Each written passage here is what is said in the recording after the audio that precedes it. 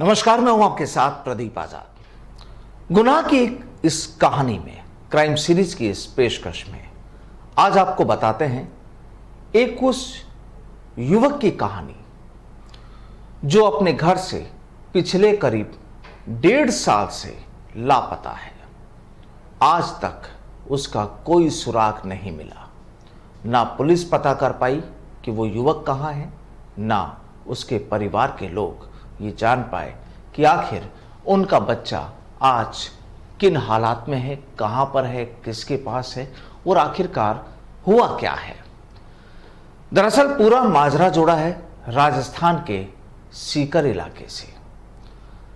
14 नवंबर 2020 की वो जब तारीख थी जब पूरी देश, पूरा हिंदुस्तान, पूरा राजस्थान दिवाली मना रहा था और उसी दिन सीकर के नीमका थाना के रहने वाले कैलाश चंद्र के परिवार में अचानक अंधेरा छा गया। दरअसल कैलाश चंद्र का 20 साल का बेटा, जिसका नाम अक्षय, वो उसी दिन से अपने घर से लापता हो गया और आज तक उसका कोई सुराग नहीं लगा। बच्चा नहीं लौटा, ना परिवार वालों को पता कि आखिर उनका बेटा, उनका अक्षय है कहां।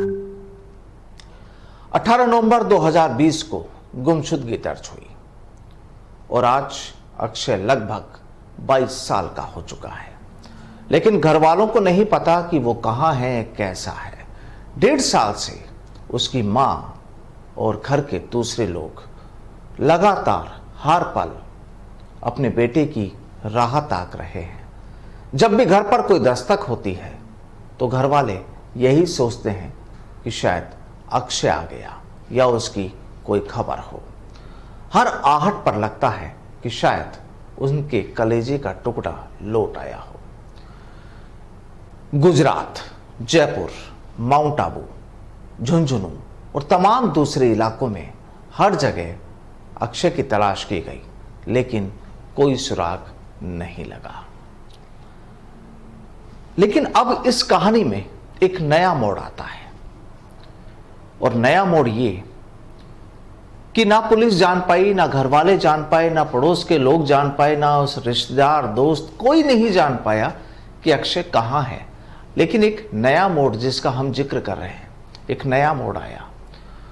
करीब 1.5 साल बाद घर वालों को एक उम्मीद जागी थी कि शायद उनके बेटे की कोई खबर है। दरअसल 2-3 दिन पहले अक्षय, जो लापता युवक है, उसके जो जीजा हैं, उनके मोबाइल पर व्हाट्सएप पर एक फोन कॉल आता है। WhatsApp calling, internet calling. बच्चे की यहां पर फोटो भेजी जाती है अक्षय की और बात की जाती है।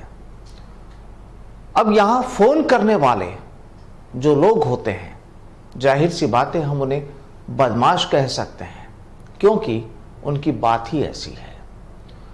उन्होंने अक्षय को छोड़ने के बदले में 3.5 लाख रुपए की फिरौती मांगी है। 1.5 साल बाद एक परिवार के सदस्य के पास फोन कॉल आता है, इंटरनेट कॉल आता है, व्हाट्सएप कॉल आता है, जिसमें 3.5 लाख रुपए की फिरौती मांगी जाती है।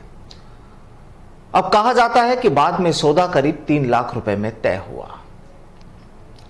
अक्षय के पिता कैलाश चंद का कहना है कि फिरौती मांगने वाले बदमाशों ने उसे यूपी में 2.5 लाख में बेचने और नशे का इंजेक्शन लगाने की धमकी दी है।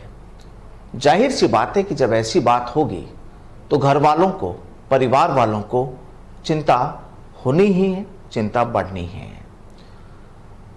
अब परिवार कहता है कि ना किसी से कोई झगड़ा है, ना कोई रंजिश है, ना कोई तकरार है, तो वजह क्या है कि अक्षय अपने घर से करीब 1.5 साल से लापता है।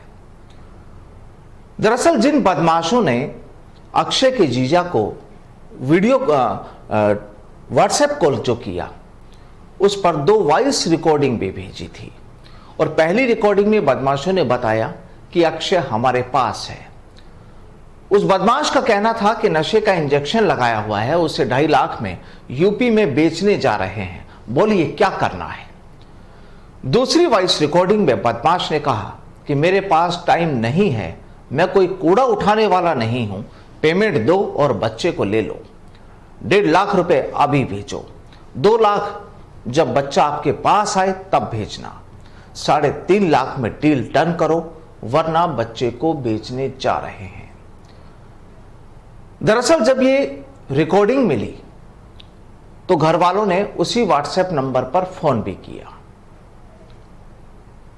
फोन किया, बातचीत हुई। कुछ बातचीत जो हुई, जो अभी तक सामने आ रही है खबरों के मुताबिक, वहां बदमाश कहता है कि हां बताओ मेरे भाई, हमें निकलना है। परिजन कहते हैं रुक तो सही, पेमेंट की भी व्यवस्था करेंगे। बदमाश कहता है कि और भी पार्टी है, हमें जाना है और भी काम होते हैं, 1 घंटे बाद आपको ब्लॉक कर दूंगा, यानी आप बात नहीं कर पाएंगे और आपके पास सिर्फ 1 घंटा है। परिजन कहते हैं, क्योंकि परिजनों को भरोसा करना होता है कि आखिर क्या उनका बच्चा इन लोगों के पास है। बच्चे की और फोटो नहीं भेज सकते का परिजन मांग करते हैं बदमाश से। तो बदमाश का जवाब होता है कि अभी टाइम नहीं है, दूसरी पार्टी में बैठे हुए हैं, वो हमसे 30-45 मीटर दूर है।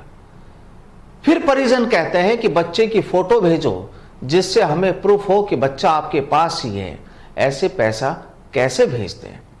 बदमाश कहते हैं कि चलिए छोड़िए, हमने बच्चे को हमारे काम के लिए रखा हुआ है। परिजन कहते हैं कि ठीक है, बच्चे से बात करवाओ या उसकी पिक सेंड करो, पिक्चर सेंड करो और उसके बाद बात कराओ, सबूत चाहिए हमें। बदमाश कहता है कि पैसा दे नहीं रहे हो, बच्चा आपको फ्री में दे दें, जो बंदी उसके साथ है उसको फोन करता हूं कि फोटो भेजे। मतलब कुल मिलाकर यहां पर बातचीत होती है और बातचीत में सीधे तौर पर धमकियां मिलती हैं। अब लड़के के पिता कैलाश कहते हैं कि उनके दामाद कि जो मोबाइल नंबर पर जो व्हाट्सएप पर वॉइस रिकॉर्डिंग और फोटो आए हैं, तो बदमाश का सीधा सा कहना यह कि बच्चा चाहिए तो दीपू कुमारी के बैंक ऑफ बड़ौदा के अकाउंट नंबर, यहां अकाउंट नंबर भी दिया, या फिर नीलकांता राय के स्टेट बैंक ऑफ इंडिया के इस नंबर पर, यानी यहां भी अकाउंट नंबर बताया गया, और नवीन कौल के पंजाब नेशनल बैंक के अकाउंट नंबर में 3 लाख रुपए भेज दीजिए। जाहिर सी बात है कि पूरा माजरा पुलिस के पास भी पहुंचा है। नीमका थाना पुलिस, जो सदर पुलिस है, वो पूरे मामले की तफ्तीश कर रही है। इलाके में लगे सीसीटीवी फुटेज भी खंगाल लिए गए हैं। बदमाश के भेजे गए वीडियो में, जो उन्होंने एक वीडियो भी भेजा है, वहां पर एक पिस्टल पड़ी दिखाई दे रही है। फोन में युवक की फोटो लगी हुई है और एक फोटो में एक युवक दीवार के सहारे बैठा दिखाई दे रहा है और एक फोटो में काला कपड़ा बांधकर 2 बदमाश गाड़ी में बैठे हैं। अब बड़ा सवाल ये कि 1.5 साल बाद, लगभग 1.5 साल बाद फिरौती का कॉल आया है। ऐसे में अब एक आशंका यह भी हो सकती है कि जिन लोगों ने फिरौती के लिए कॉल किया अक्षय उनके पास हो ही ना, वे सिर्फ एक परिवार के दर्द का फायदा उठाकर रुपये वसूलना चाहते हो, क्योंकि फिरौती मांगने वालों ने सिर्फ अक्षय का फोटो भेजा है, ना उससे बात कराई, ना ही उसका वीडियो भेजा। पुलिस कहती है कि वो उस नंबर को ट्रेस कर रहे हैं, लेकिन और वो फिरौती मांगने वाले ठग भी हो सकते हैं। जाहिर सी बात है कि जब 1.5 साल से बच्चा लापता था तो परिवार ने तमाम कोशिशें की उसे तलाशने के लिए। उसकी तलाश के लिए बाकायदा पोस्टर भी चस्पा किए गए, पोस्टर छपवाए भी गए, लोगों को बांटे भी गए। तो कहानी यह भी हो सकती है कि जो लोग फोन कॉल कर रहे हैं, जो 3.5 लाख रुपए की मांग कर रहे हैं, वो ठग भी हो सकते हैं, जिन्होंने उन पोस्टर्स से नंबर लिए, उन पोस्टर से फोटो ली और परिवार को डराना धमकाना शुरू कर दिया।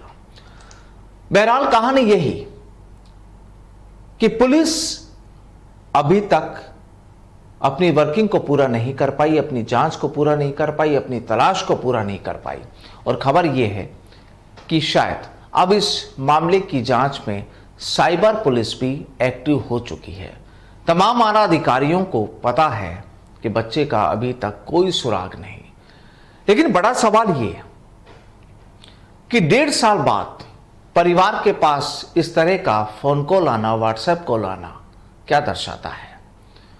क्या वाकई ये इन लोगों ने उस बच्चे को किडनैप किया, उस अक्षय को किडनैप किया, लेकिन वो कोई प्रूफ भी ना दे पाए और ना ही पुलिस अभी तक जांच पाई कि जिन बैंक अकाउंट्स की डिटेल है वो किन के नाम पर है, असल उन बैंक अकाउंट्स के होल्डर्स कौन है, मालिक कौन है, जिन नंबर से फोन कॉल आए उनकी असलियत क्या है।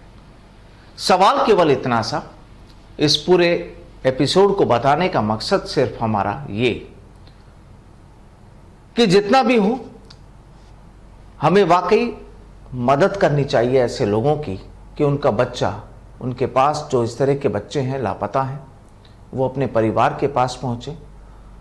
और अगर कोई शख्स यहां पर अपहरणकर्ता नहीं है लेकिन ठगी करता है तो इससे बड़ी शर्मनाक बात शायद कोई हो भी नहीं सकती।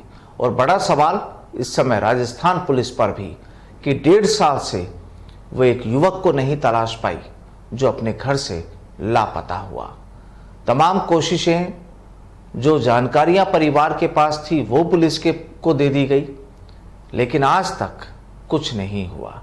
और आज भी उस घर पर जब एक आहट होती है तो हर एक आहट के बाद उस परिवार को लगता है कि उनका अक्षय लौट आया।